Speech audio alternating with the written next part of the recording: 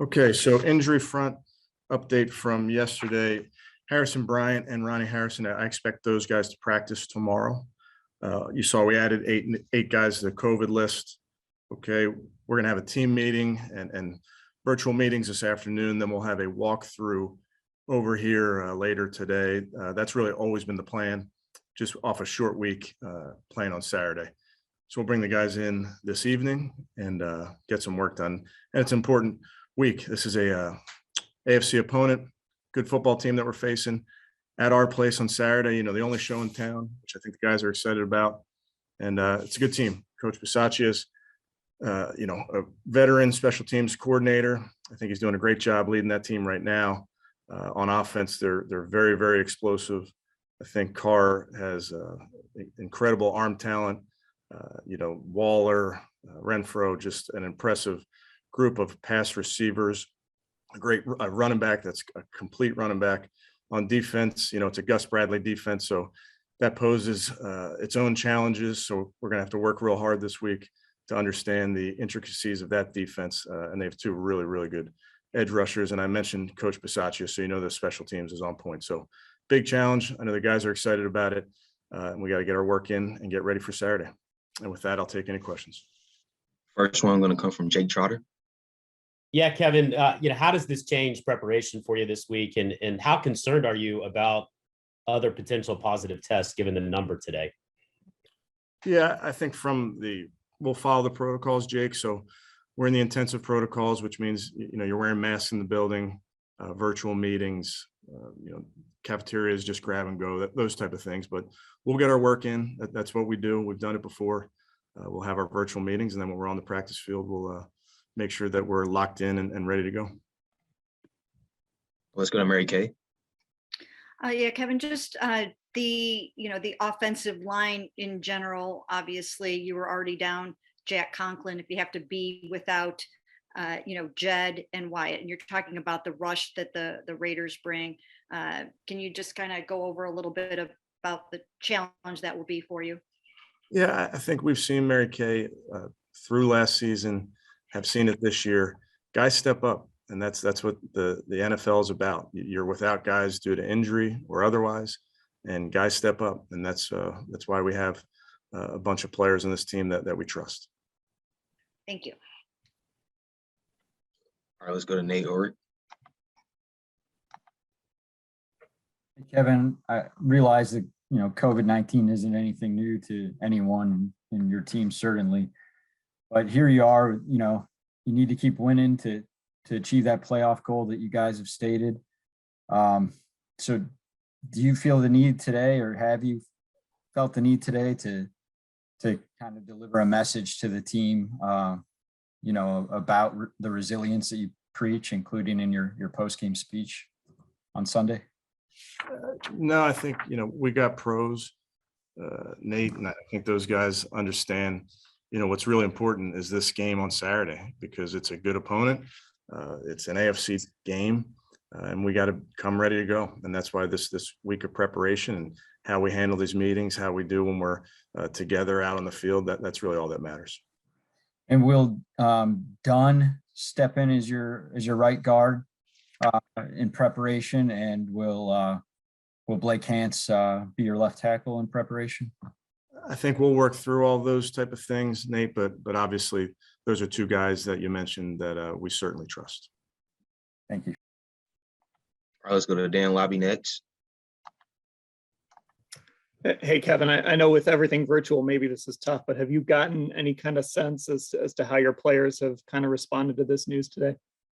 Yeah, I haven't had a chance to see the guys, eyeball to eyeball yet, but I've been texting with them, and I'll see them when they get over here for the walkthrough.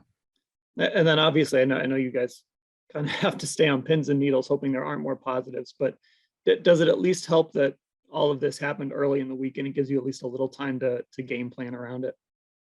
Yeah, honestly, Dan, I mean, you're right. You have to be ready throughout the week. We found out with Greg Newsome, you got to be ready for maybe the last play of practice. That's how it is. So we'll be ready. We'll adjust accordingly. Thank you. Next one's going to come from Dale Ryder. Yeah, Kevin, just along the lines of being on pins and needles here. As far as filling these holes, I imagine a lot of the guys on the practice squad are going to get some important reps this week. But is there time for Andrew Berry to be able to bring bodies in if need be at this point? Do you know? Yeah, I think there's time, certainly. And you mentioned the guys on the practice squad. Our guys on the practice squad work really hard and they're here for a reason. They're developing, they're working every week, they're giving a great look, but on the side, they're trying to stay ready for their opportunity. So again, they're here for a reason. And just looking at the guys that you had to put on the reserve list today, position groups stand out: tight ends, receivers, offensive line. Just what is the level of concern about inner? I know you're following the protocols and all that, but just the concern of the interpositional group potential spread there. Yeah, we'll worry about today. Let's go to Mary Kay next. Yeah, has there been any talk about, and do you know yet about, I'm sorry if this has been asked, but Jamie Gillen, Anthony Walker, and David Njoku in terms of their availability for the game? Are they trending in the right direction? And does there ever come a point where you guys have too many guys out and something needs to change in terms of the game? Yeah, Mary Kay, I don't have an update on those guys in particular.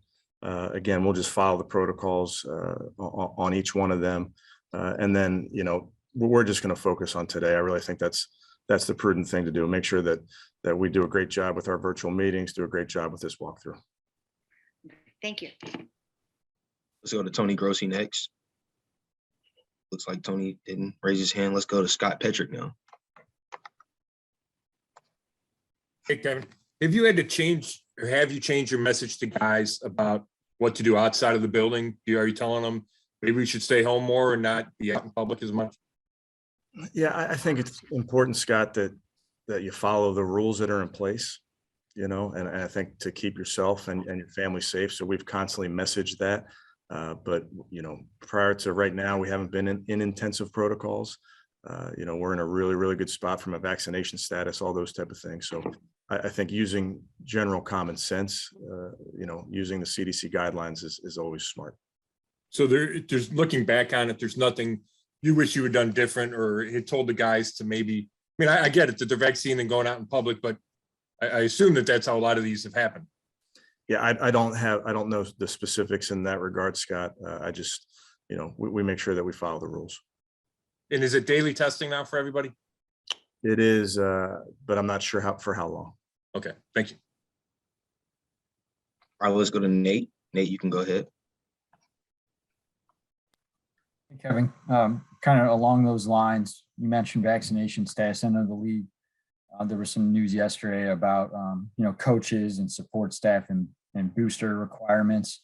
Where are you guys at in that process as far as coaches, support staff? And then has there been a, concerted effort to alert players to, the benefits of getting the booster? And if not, is this a wake-up call along those lines? Yeah, Nate, we've definitely educated players and staff on the booster. I'm not going to get into specifics with that. I can tell you I'm boosted because that doesn't violate any laws. All right, we're going to take one more from Jake Trotter. Yeah, Kevin, you were talking about following the rules. Do you think you guys, or have you guys had discussions about more that you can do to mitigate what's going on? Is that something that might be in the offing, especially in light of today?